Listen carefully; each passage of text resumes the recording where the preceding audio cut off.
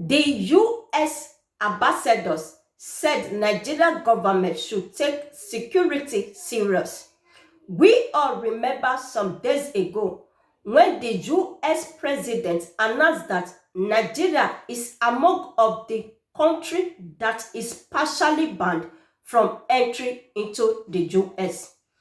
Ever since then he announced this news, a lot of things have went wrong. Many people that is seeking for visa to travel to the US for celebration to go and see their loved ones, their visa has been revoked. Even some people that is living in the US that have documents, they said that the US authority has been revoking their documents. Even those of them that even have citizen, the one that even put on citizen that is supposed to collect their citizenship, that they have been revoking them.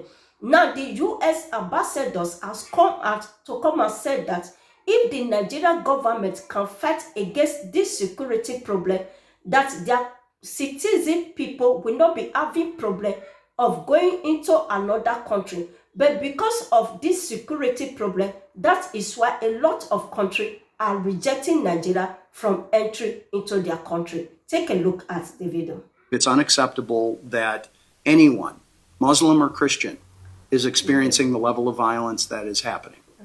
And I encourage Nigeria to have those same dynamic debates over what's happening in your country so that you can get this data that you need. Recent designation of Nigeria as a country of special concern by the United States President Donald Trump has sparked global reactions, drawing both support and criticism amid growing insecurity in the country. Now, visiting members of the United States Congress say Nigeria requires international support while calling on the government to adopt more effective strategies in addressing terrorism and religious-motivated attacks. There's a lot of different programs that could be looked at, and I think that really is going to be the focus. But the president has to develop his options. The Secretary of War, others within the government have had to develop their options for the president as well. I do support the CPC designation. I had called for the CPC designation before the president had put that in place.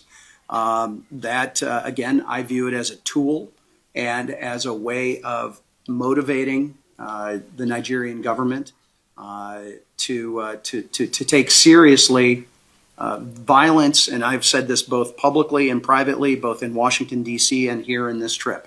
I believe it's unacceptable that anyone, Muslim or Christian, is experiencing the level of violence that is happening. The lawmakers shared their observations during the meeting, with some urging Nigeria's National Assembly to initiate robust debate capable of producing lasting solutions. Others encourage citizens to continue putting pressure on government to act decisively. The debate over what's happening in Nigeria. We certainly have dramatic debates in the U.S. House of Representatives, and I encourage Nigeria to have those same dynamic debates over what's happening in your country so that you can get this data that you need. You can figure out what the truth on the ground is. So I just encourage vigorous debate in Nigeria. I was pleased with the array of important people that we were able to meet, and I'm sure the embassy can fill you in on the details of that as appropriate after the press conference. But the array, and that there was an acknowledgement of gratitude towards President Trump and the United States for elevating this issue. It was seen as a positive, and that there was a recognition that it's a serious issue and that there needs to be a concerted effort from within Nigeria to deal with this issue. But we have shoes on the ground, and I think there's a case to be made for more shoes, more focus and resources on the challenges that this democracy is facing, because we want to be helpful. Questions were also raised about United States visa restrictions on Nigerians. In response, the U.S. Ambassador to Nigeria says the measures are strictly for border security purposes and do not signal a withdrawal of relations with Nigeria. U.S. borders and protect American communities and citizens. And that requires making sure that we have a credible source of information here in Nigeria when we make visa decisions. The presidential proclamation that you're referring to goes into effect on January 1st. It does outline the visa categories that will be affected, and it notes that certain exceptions do exist, and that certain visa categories can still be issued, such as official visas, diplomatic visas, visas for those going to do religious work. Many Nigerians hope that increased global attention on the country's security challenges will translate into concrete actions and ultimately bring an end to the ongoing insecurity. Brothers and sisters, you heard what they said. If maybe our governor is fighting against this security of a thing, everywhere will be peaceful.